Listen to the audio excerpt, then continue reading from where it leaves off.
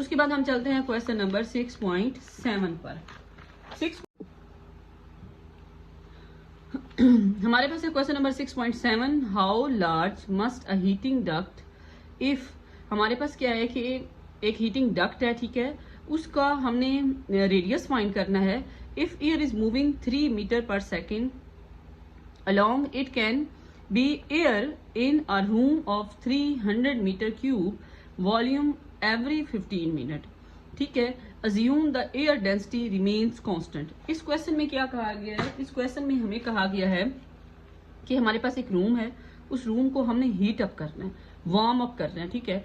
ये उन इलाकों में होता है जहाँ पे बहुत ज्यादा बर्फबारी होती है, ठीक है, तो उनको ये एक डक्ट, हीटिंग डक्ट, ये एक पाइप होता है, ठीक है, उसमें से हीट इंसर्ट की जाती है रूम के अंदर, तो रूम का टेम्परेचर जो होता है वो बैलेंस हो जाता है, ठीक है। उसने कहा है कि ये जो हीटिंग डक्ट है ये रूम के अंदर लगाई गई है, हमें कितनी बड़ी हीटिंग डक्ट की जरूरत पड़ेगी कि जो 15 मिनट में रूम को क्या कर दे, गर्म कर दे, ठीक है, 15 मिनट के अंदर रूम को हीट अप कर दे। तो हमें उसका क्या फाइंड करना है, रेडियस फाइंड करना है। अब हीटिंग डक्ट की स्पीड कितनी है, 3 मीटर पर सेकेंड है, और उसका जो वॉल्यूम, हमें रूम का कितने वॉल्यूम से एयर उसके अंदर रूम में जाएगी वो 300 मीटर क्यूब है। टाइम हमें दिया गया है 15 मिनट, ठीक है, और हमने साइज ऑफ डक्ट, मीन के रेडियस ऑफ डक्ट क्या करना है, फाइंड करना है। तो यहाँ पे भी बहुत ईजी है, इक्वेशन ऑफ कंटिन्यूटी इस्तेमाल करेंगे, ठीक है, जो कि हमारे पास लास्ट पे फॉर्मूला आया था वॉल्यूम पर यूनिट टाइम, मतलब रेट ऑफ फ्लो आया था, ठीक है, कि हमने कितना था, ए वी के बराबर था। ये वॉल्यूम है और ये हमारे पास वेलोसिटी है, और इसको हम लिखेंगे रेट ऑफ फ्लो, ठीक है। तो वॉल्यूम हमारे पास कितना है, वॉल्यूम हमें गिवन है 300, टाइम हमें गिवन है 900, इसको मिनट में था तो हमने किस में तब्दील कर दिया, सेकंड में तब्दील कर दिया, ठीक है। और हमारे पास जो एरिया है इसका, उसको हम लिखेंगे, क्योंकि हमारे पास हमने आर फाइंड करना है तो इसको हम पाई आर स्क्वायर लिख लेंगे, ठीक है। और वेलोसिटी भी हमें गिवन है, ठीक है। तो आर स्क्वायर को बेशक आप यहीं पे रहने दें, और इसकी कटिंग भी यहाँ पर कर सकते हैं, 3 3 9, 1/3 आ जाएगा, ठीक है, 1/3। और इसको पाई को और वेलोसिटी को हम क्या कर देंगे, यहाँ पर डिवाइड कर देंगे, 1/πv, ठीक है। तो इसको इकट्ठा भी लिख सकते हैं।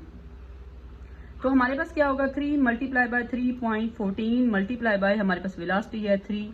सिंपल, आप इन सबको मल्टीप्लाई कर दें, 1 पे डिवाइड कर दें, डिवाइड करने के बाद हमारे पास इसका ले लेंगे हम स्क्वायर रूट, जो आएगा 0.0354 आर स्क्वायर, ठीक है। इसके बाद इसका स्क्वायर रूट ले, और जो कि हमारे पास आएगा 0.18 मीटर। इसको हम क्या करेंगे, वही पहले की तरह राउंड अबाउट कर लेंगे, तो ये हमारे पास तकरीबन बनेगा 0.19 मीटर आर। उसने हमसे सेंटीमीटर में पूछा है तो हम इसे क्या करेंगे, 100 पे डिवाइड कर देंगे, 100 से मल्टीप्लाई कर देंगे, तो हमारे पास कितना आ जाएगा, सेंटीमीटर में ये आ जाएगा 19, कितना आ जाएगा, 19 सेंटीमीटर रेडियस हमें चाहिए होगा उस डक्ट का, हीटिंग डक्ट का, जो रूम को 15 मिनट के अंदर क्या कर सकती है, हीट अप कर सकती है, ठीक है। ये हमारे क्वेश्चन की रिक्वायरमेंट थी। अब हम चलते हैं क्वेश्चन नंबर 6.8 पर। 6.8 में हमारे पास फिर विंग वाला क्वेश्चन है, ठीक है। विंग वाले क्वेश्चन में दोबारा से हमसे पूछा गया है कि an airplane design calls for a lift due to the net force of a moving air on the wing of about 1000 Newton per square of a wing air, ठीक है। वो कहता है कि हमारे पास एक विंग है, ठीक है, उसको हमने लिफ्ट देनी है, और उसका जो अपवर्ड और लोअर एरिया जो प्रेशर डिफरेंस है वो कितना है, वो 1000 न्यूटन पर मीटर स्क्वायर है, ठीक है। तो वो कहता है कि assume that the air flows past the wing of an aircraft with streamline, और इसमें उसने कहा है कि हमारे पास जो एयर पास हो रही है उस विंग के अलॉन्ग वो स्ट्रीमलाइन में है, ठीक है, स्मूथ है। तो if the speed of the flow past the lower wing surface is 160 metre per second, वो जो विंग है और उसकी जो लोअर सरफेस है वहां पर उसकी स्पीड कितनी है, 160 है। When the required speed over the upper surface, आपने कौन सी फाइंड करनी है, अपर सरफेस की स्पीड फाइंड करनी है।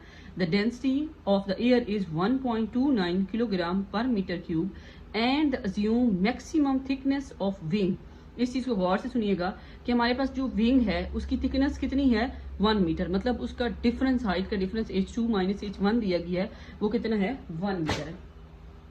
हमें यहाँ पर एक विंग दिया गया है, विंग का अपर और लोअर सरफेस का जो प्रेशर है वो 1000 न्यूटन पर मीटर स्क्वायर है, ठीक है। और V1 उसकी वेलोसिटी है 160 मीटर पर सेकेंड, और V2 हमने फाइंड करनी है, और हमें कहा गया है कि जो थिकनेस इसकी है H2 माइनस H1 वो कितनी है, 1 मीटर है। तो यहाँ पर हम इस्तेमाल करेंगे इक्वेशन, बर्नौली इक्वेशन। तो उसके लिए हम सबसे पहले लिख लेते हैं by using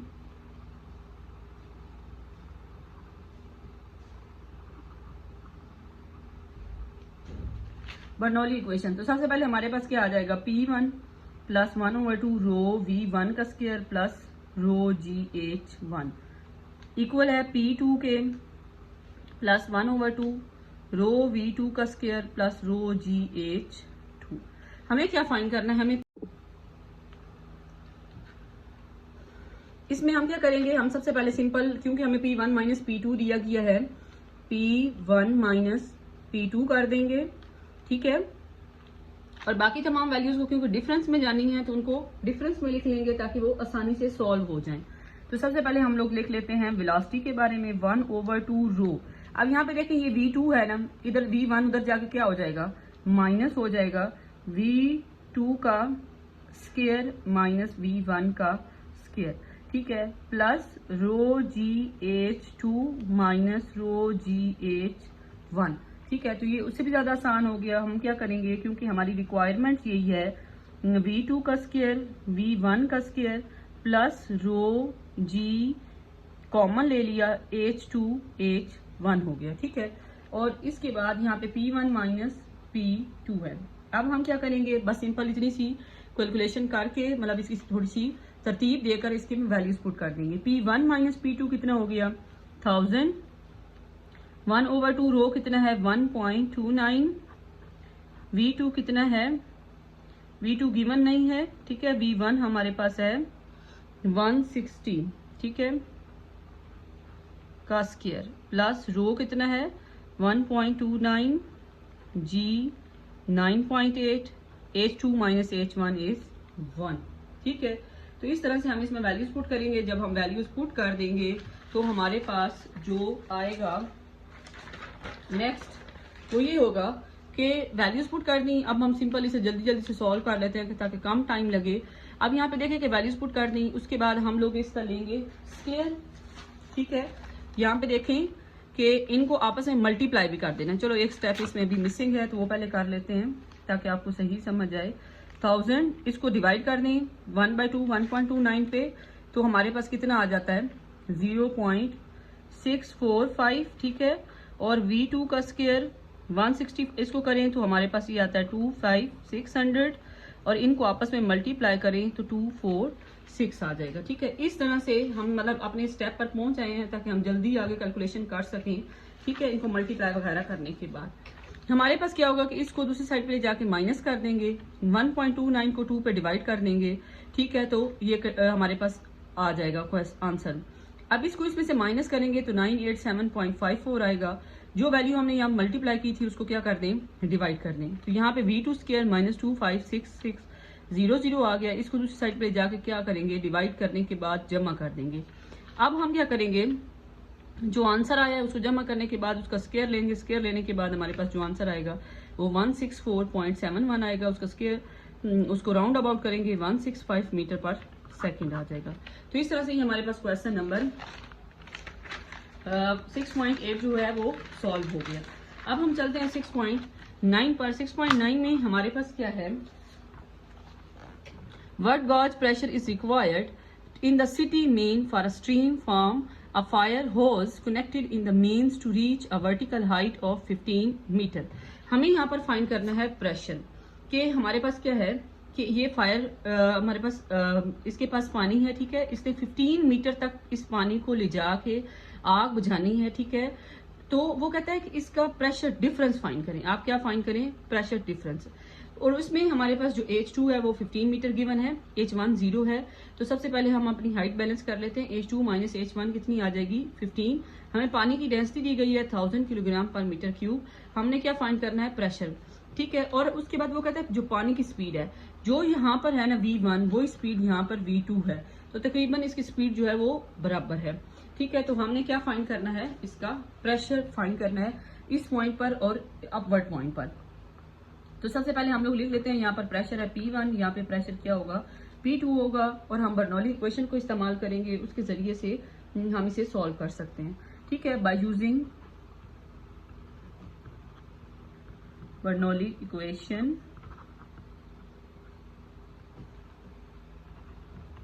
P1 1/2 rho V1 का square rho GH1, P2 plus 1/2 रो V2 का स्क्वायर रो GH2, ठीक है। अब हम क्या करेंगे, अब यहाँ पे सबसे पहले जो चीज है वो V1 को V2 से बैलेंस कर दें तो काम आसान हो जाएगा। 1/2 रो V square rho GH1, P2 plus 1/2 रो V का स्क्वायर रो GH2, ये इससे कट जाएगा और हमारे पास बच जाएगा P1 को P2 से माइनस कर दें, ठीक है, क्योंकि हमने ये फाइंड करना है। A2 माइनस रो GH1 क्या कॉमन ले लें ताकि वैल्यूज आसानी से पुट हो जाएं। तो हमारे पास रो कितना है 1000, ठीक है, G कितना है 9.8, H2 माइनस H1 कितना है 15। तो हमारे पास बहुत आसान हो गया, मल्टीप्लाई कर देना। मल्टीप्लाई करने के बाद हमारे पास जो आंसर आया है वो आया है 147,000, ठीक है, न्यूटन पर मीटर स्क्वायर, ठीक है। और ये कितना होगा 1.47 10⁵ पास्कल, ठीक है। तो हमारे पास यहाँ पर इसके चैप्टर नंबर 6 के क्वेश्चंस कंप्लीट हो गए हैं, ठीक है। अगर आपको किसी भी क्वेश्चन की समझ नहीं आई तो आप कमेंट में कमेंट कर सकते हैं, ठीक है। और इस वीडियो को ध्यान से देखें, कंप्लीट देखेंगे तो आपको किसी किस्म की कोई कंफ्यूजन नहीं रहेगी। ओके जी, अल्लाह हाफिज।